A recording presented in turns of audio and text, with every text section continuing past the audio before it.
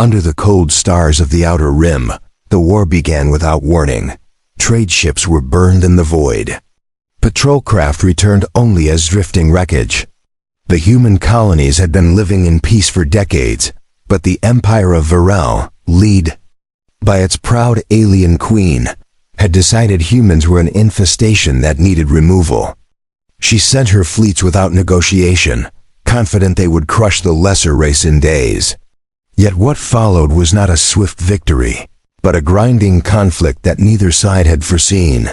The queen watched from her throne as her generals reported losses. Her once flawless armies were bleeding ships and soldiers. Human tactics were unpredictable, their weapons adapted quickly, and their will to fight was unshakable. She ordered more invasions, more conscription, more pressure on her subjects. She believed that if she could break the human spirit, the war would end. But each battle only hardened them further. Among those taken prisoner during a failed raid was a man named Callan Voss. He was not a soldier but a systems engineer who had been aboard a supply convoy. The Queen's forces captured him, placing him in the labor camps where prisoners were forced to work in dangerous alien industries. The Queen herself never noticed him then. To her, he was just another human slave, insignificant and disposable. But Callan survived. He fixed broken machines with makeshift tools.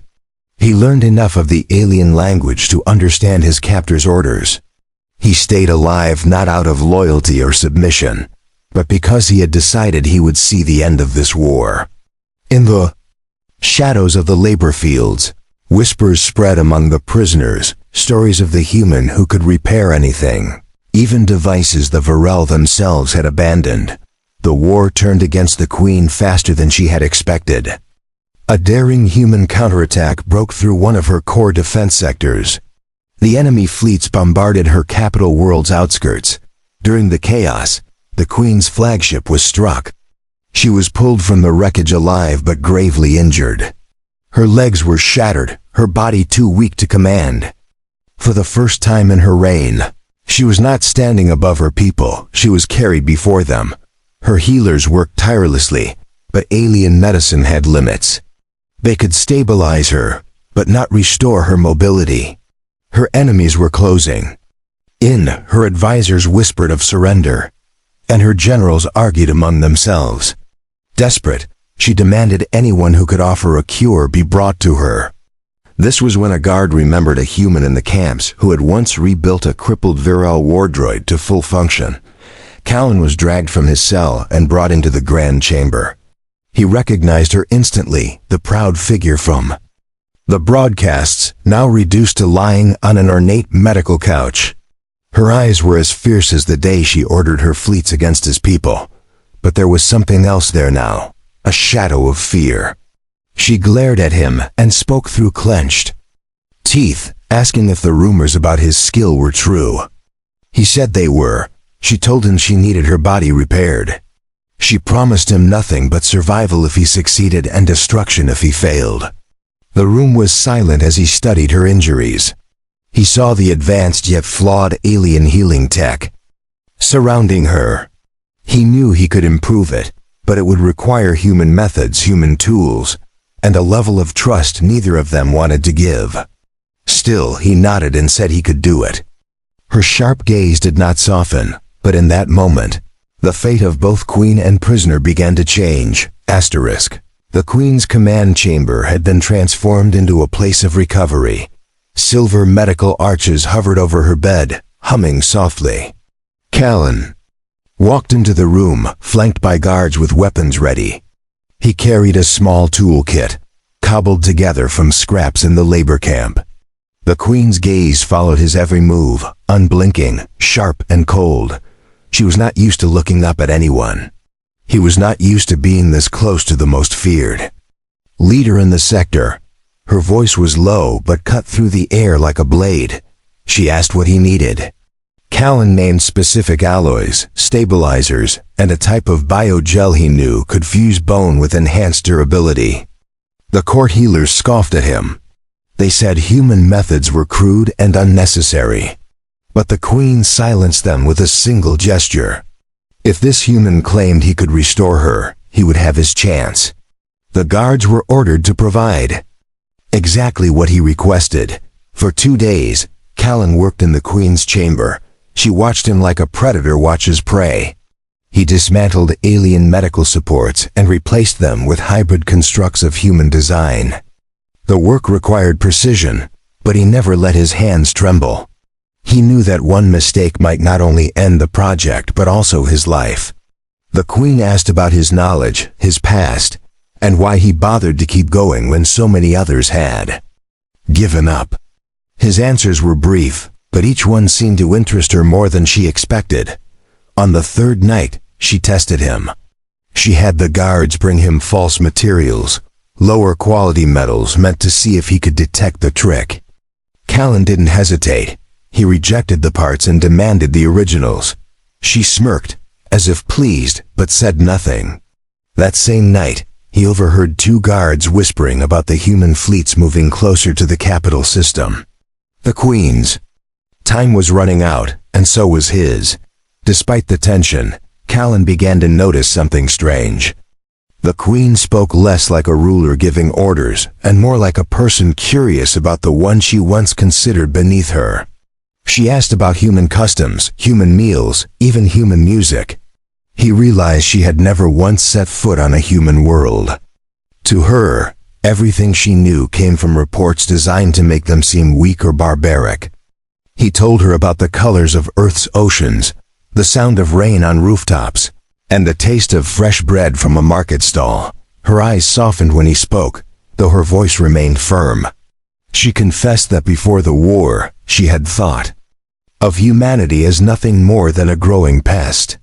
Now lying powerless before one, she saw something she could not name. Callan said nothing to that, but he could feel the air between them shift. She was beginning to see him not as a slave, but as a man who held her future in his hands. He wondered if she understood the same truth he did, that the war had already changed them both. The final stage of the procedure was dangerous. Callan would need to integrate a human-made exonerve frame with her alien biology. If it failed, she could lose all motor function permanently. If it succeeded, she could walk again, perhaps stronger than before. The guards watched with silent intensity as he connected the frame, his fingers moving with calm focus. The Queen never looked away from his face, as if trying to read his thoughts. When it was over, Callan stepped back. He told her to try moving her legs. For a moment, there was nothing. Then, with a slow, deliberate motion, she bent one knee, then the other. Gasps filled the room. The Queen stood, unsteady but upright, for the first time since her injury. Her gaze locked on Callan, not with the cold superiority of before, but with something that looked almost like respect. The war was still raging, but in that chamber, a different kind of battle had been won. The Queen's first steps were unsteady but defiant. Each movement was a statement that she would not be broken. Callan adjusted the support frame around her legs, checking the balance and pressure systems. She did not thank him, but her silence carried more weight than words. The guards watched with a mix of awe and unease, uncertain if this human had just saved their ruler or altered her forever. She demanded to walk the length of the chamber. Callan stayed beside her, ready to catch her if she stumbled. At first her steps were rigid, mechanical, but with each stride the movement became smoother. The healers recorded the readings from the exonerve frame, clearly impressed despite themselves. When she reached the far wall, she turned and met Callan's eyes. There was no arrogance in her gaze now, only calculation, as though she was reassessing everything she thought she knew about humans. Over the next days, she insisted he remain in her presence. He adjusted the frame daily, improving its response time and reducing the weight. She began asking questions about his people with genuine curiosity. He told her about Earth's art, about children playing in streets lined with trees, about the feeling of holding someone's hand without fear. She listened in silence, as if storing every detail away.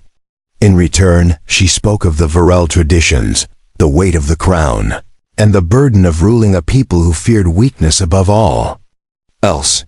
Their conversations grew longer, but so did the urgency outside the palace walls.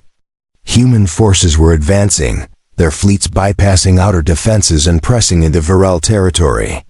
The Queen's Council urged her to flee to a hidden stronghold, but she refused.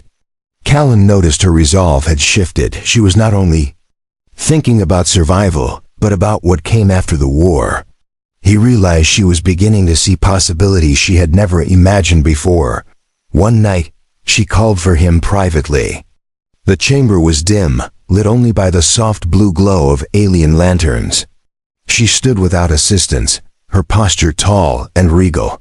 She told him she had been wrong to see his people as lesser. She admitted that the more she learned, the more she feared what the war was destroying. Her words were steady, but he could hear the strain in them. For someone like her, such an admission was no small thing. Callan replied carefully.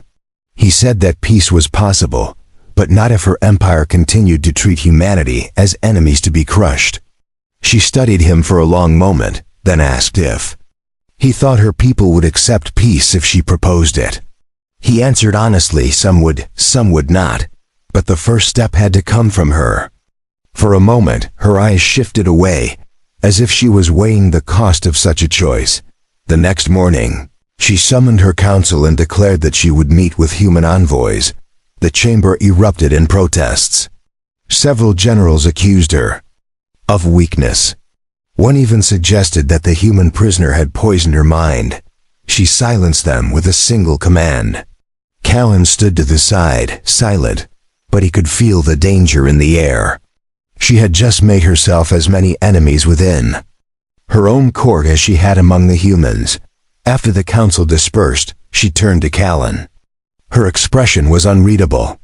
She told him that if her plan failed, both of them would be executed. But if it succeeded, there could be a future where their people were not locked in endless war. He nodded, accepting the risk without hesitation. In that moment, they both understood that their fates were no longer separate. Whatever came next, they would face it together. Preparations for the meeting with the human envoys began at once. The Queen ordered her palace guards to ensure absolute security. Callan worked alongside her attendants, making final adjustments to the exonerve frame so her movements would appear completely natural. She insisted she would not meet them from a throne or a bed. She would stand as an equal, not as a crippled ruler in need of pity. The decision made her appear stronger than ever in the eyes of her loyalists. Rumors spread quickly through the capital. Some whispered that the human prisoner had bewitched the Queen. Others claimed she was planning to surrender the empire. Callan ignored the talk, focusing instead on preparing her for what lay ahead. He knew that in human politics, perception was as important as truth. If she appeared hesitant or weak, the humans might doubt her sincerity. He reminded her that her posture, tone, and choice of words could decide the fate of the talks. The day of the meeting arrived under a sky streaked with the pale light of the twin suns. A delegation of human envoys landed within the palace grounds, escorted by armed guards on both sides. The Queen stood waiting at the entrance, her armor polished and her hair flowing in the warm breeze. Callan stood just behind her, a quiet presence, ready to step forward if needed. When the human leader approached, she extended her hand in greeting. It was a small gesture, but it made history in that moment. Inside the grand hall, the talks began with cautious words. The human envoys demanded an end to the war and the release of all prisoners. The Queen countered with demands for territory and resources to rebuild her damaged fleets. The air was tense, the voices measured but sharp. Callan listened closely, noting when the Queen's tone softened and when it hardened. She was learning the rhythm of negotiation quickly, adapting to the human style of diplomacy in real time. During a pause in the discussions, one of the human envoys pulled Callan aside. He asked if the Queen could be trusted. Callan's answer was careful. He said she was not the same ruler who had once enslaved him. He added that trust was a choice, and both sides would have to make it if they wanted peace. The envoy studied his face for a long moment, before nodding and returning to the table. Callan knew his words had carried weight.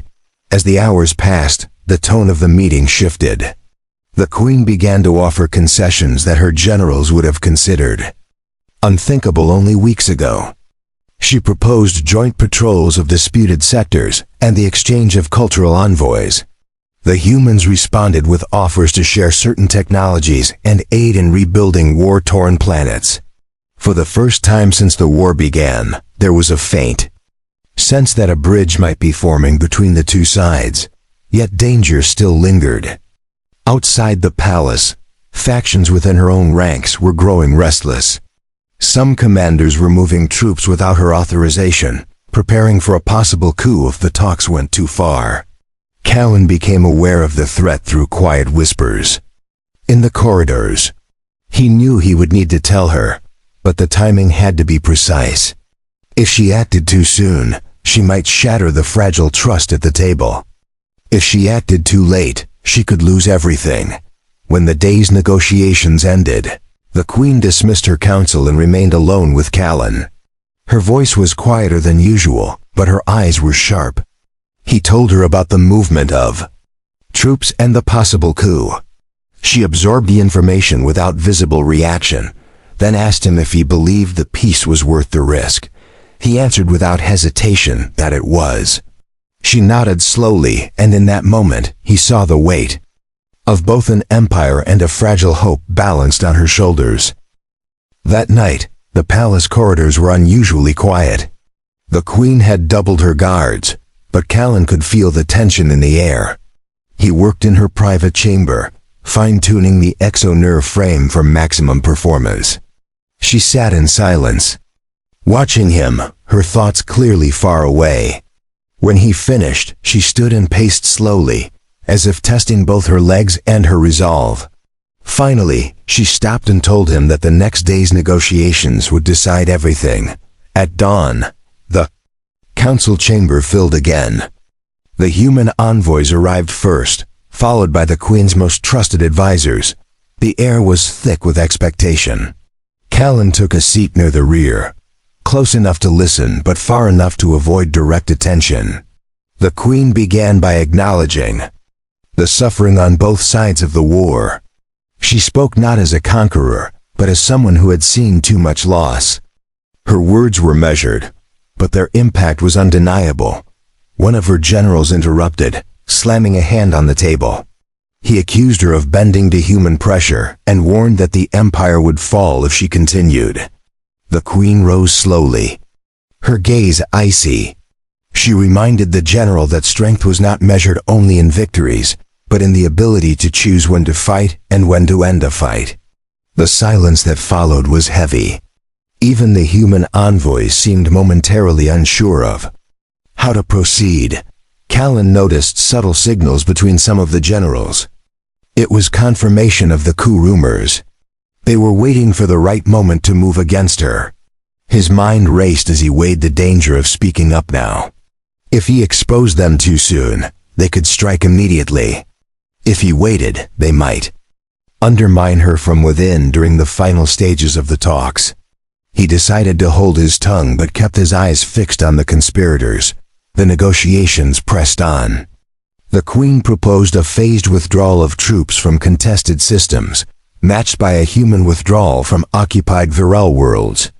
The human envoys considered the offer carefully, asking for guarantees of safety for returning civilians. She agreed without hesitation, a move that surprised her own council. Callan could see the shift. She was no longer bargaining for survival, but actively shaping the terms of peace. During a break, the Queen approached Callan in the corridor. She asked him directly if he had seen any signs of betrayal during the meeting. He met her eyes and said yes. She didn't flinch. Instead, she told him to prepare himself for the possibility that the final agreement might be signed under threat. He promised he would be ready. In that moment, they were not ruler and prisoner. but two people bound by the same dangerous path. When the meeting resumed, the human envoys presented their final terms. They included prisoner exchanges, trade agreements, and shared patrol duties along disputed borders. The Queen accepted, adding only that the first joint patrol should be led by officers from both species. It was a symbolic gesture, but one that carried weight. The humans agreed. The room exhaled collectively, though Callan could still sense the tension simmering beneath the surface. As the session ended, the Queen stood and formally declared her intention to sign the peace accord the next day. Her voice was steady, her posture regal, and her eyes unyielding. Callan saw the mix of relief and fury in the faces of her council. Some saw the future she was trying to build. Others saw only weakness. But for that moment, she had secured the agreement, and nothing could take that away. The morning of the signing arrived under a pale sky. The palace courtyard had been transformed into a ceremonial space, lined with banners from both the Virel Empire and the human colonies. Armed guards from both species stood at attention. The Queen emerged in full ceremonial armor, her movements flawless thanks to Callan's adjustments to the exo-nerve frame. Every step she took toward the signing table was deliberate, a message. To all who doubted her strength, the human delegation waited at the far end of the courtyard. Their leader stepped forward, offering a formal bow before taking his place beside the table. Callan stood just behind the Queen, scanning the crowd for signs of trouble.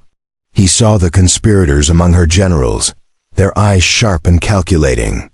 They were too disciplined to act immediately, but he knew they would not let this day pass without attempting something. The question was when. The Queen began her speech, her voice carrying across the courtyard. She spoke of the war's cost.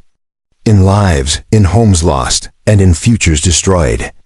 She acknowledged her past decisions, even the ones that had brought suffering, and declared that today was not a surrender, but a choice to fight for survival through peace. The human leader followed with his own words, pledging cooperation and respect between their peoples.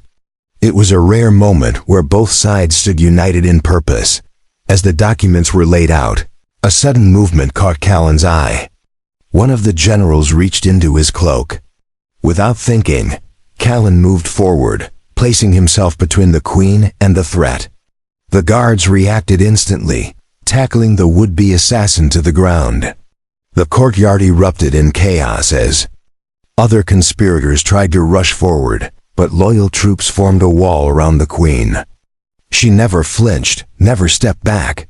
Her gaze locked on the men who had betrayed her. The humans offered to evacuate her for safety, but she refused. She ordered the traitors arrested on the spot, their commands stripped from them.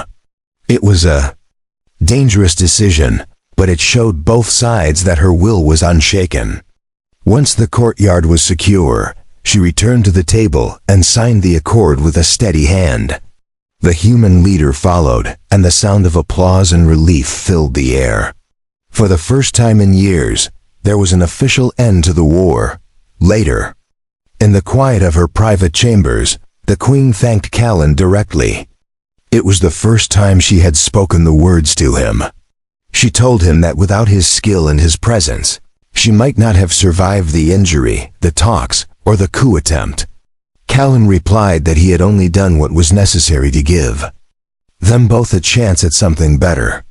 Her eyes lingered on him, as if searching for something beyond the words. She asked him what he planned to do now that the war was over.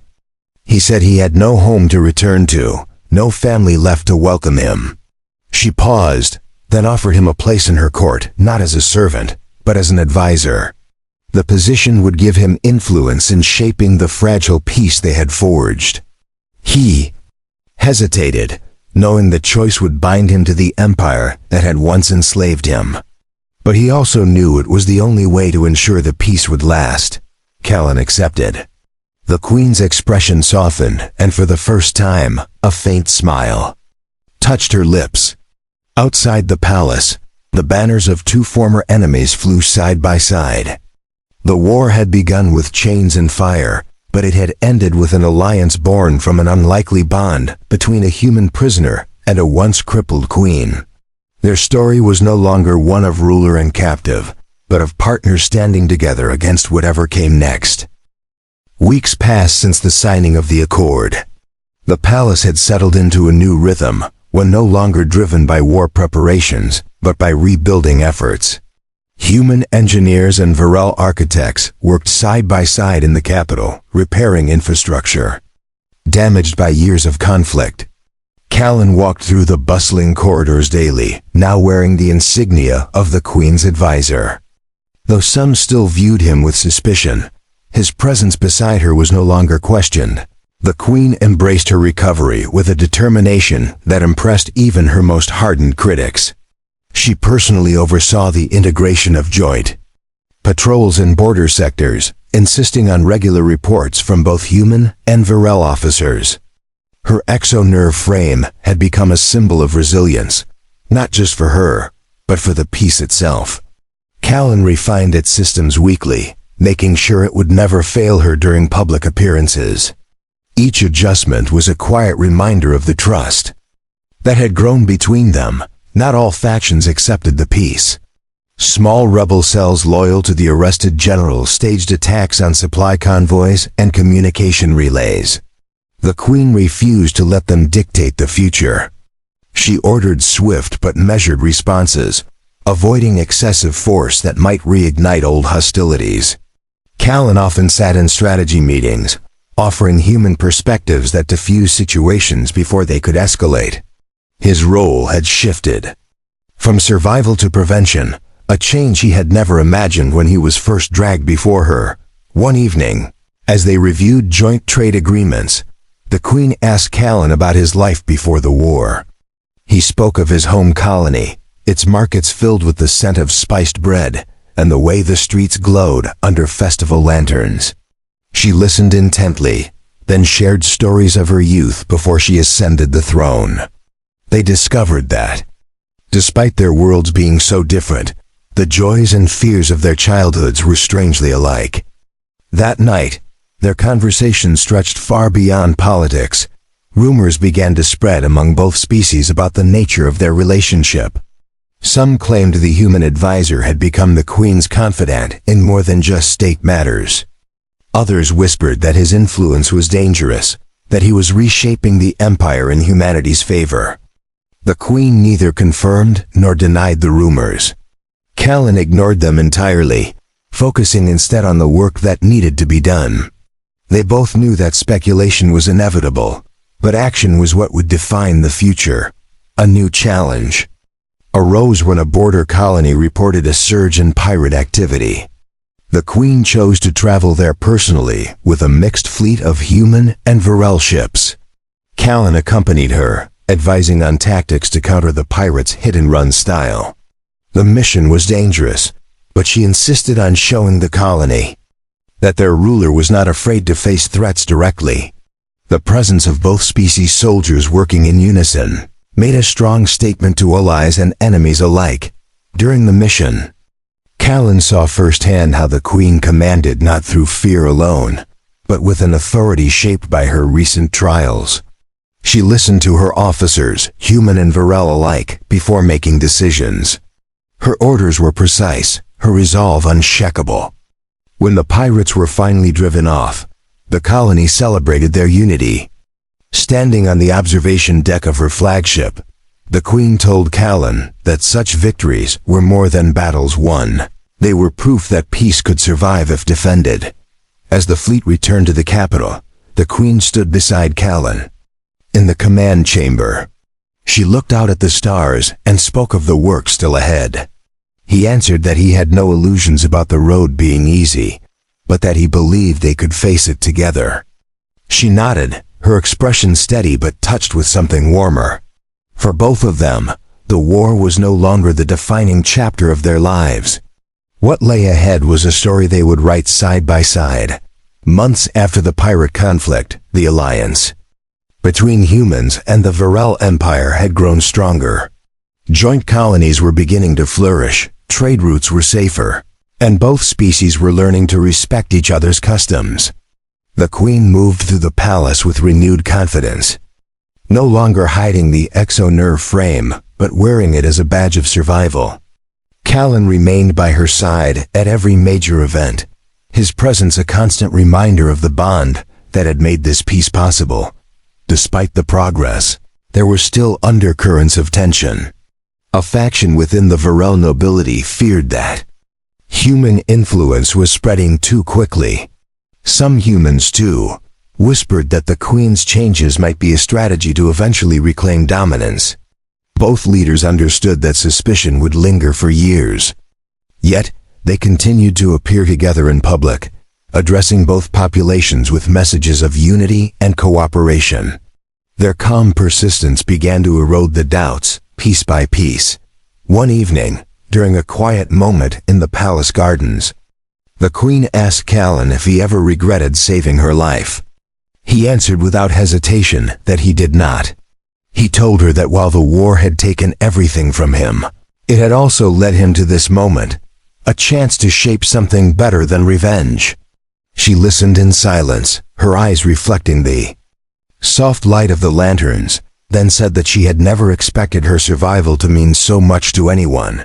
The following week, the first joint cultural festival was held in the capital. Human musicians performed alongside Varel dancers, alien chefs prepared meals infused with earth spices, and markets were filled with goods from both worlds.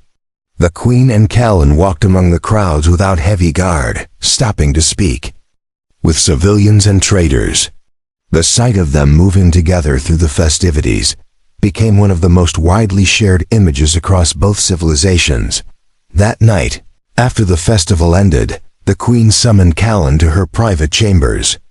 She told him that the peace they had built was no longer fragile, it was real, and it was strong enough to endure without constant defense. She asked if he would continue to serve as her advisor, not out of necessity, but by choice. Callan thought of all they had endured, from the labor camps to the coup attempt, and said that he would stay as long as she needed him. She smiled faintly, a rare expression that reached her eyes. Then she said that she had once seen humans as a problem to be solved, but now she saw them as partners in survival and in progress. Callan replied that he had once seen her as nothing more than an enemy, but now he saw her as someone capable of more change than any ruler he had known. They stood in silence for a moment, the unspoken history between them heavy but no longer painful. In the years that followed, the alliance they forged became a model for other worlds once trapped in endless wars. The story of the crippled alien queen and the human she once enslaved was told across space, not as a tale of conquest, but as a reminder that trust could grow even from the deepest wounds. Both of them knew the peace would be tested again someday, but neither feared it. They had already proven that survival could mean more than simply winning battles.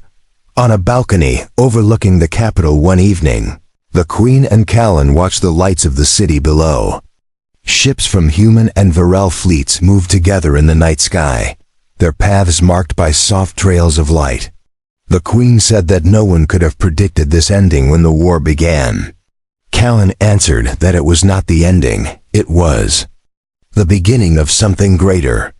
And for the first time in her reign, the queen agreed without reservation.